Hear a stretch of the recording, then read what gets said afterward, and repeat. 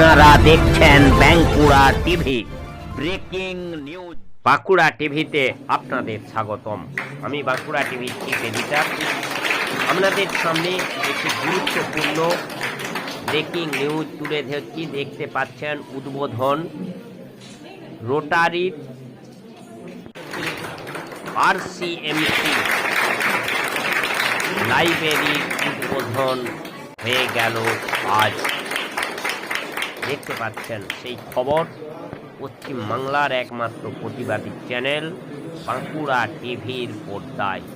বহু বিশিষ্ট জন আজকের এই সভায় উপস্থিত। দেখতে পাচ্ছেন উপচে পড়া ভিড়। দেখুন।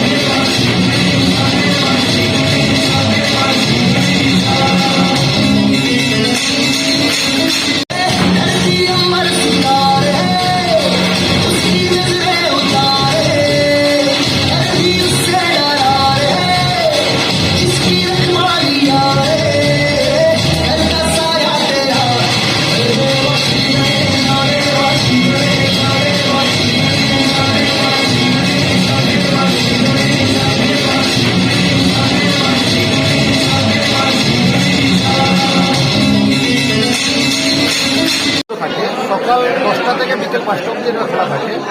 এখানে মেনলি আমরা কম্পিটিটিভ এক্সামের বই খাতা প্লাস 10-12-এর বই খাতা রাখি, ইঞ্জিনিয়ারিং, মেডিকেল এবং WBSC পরীক্ষারও আমাদের বই খাতা থাকে এখানে। প্লাস লাইব্রেরিয়ান থাকেন উনি 20 মানে সবসময় লাইব্রেরিয়ান প্রেজেন্ট আছে। তো লাইব্রেরিয়ান যদি কোনো দরকার থাকে লাইব্রেরিয়ান ওনাদের পড়াশোনা হেল্পও করে।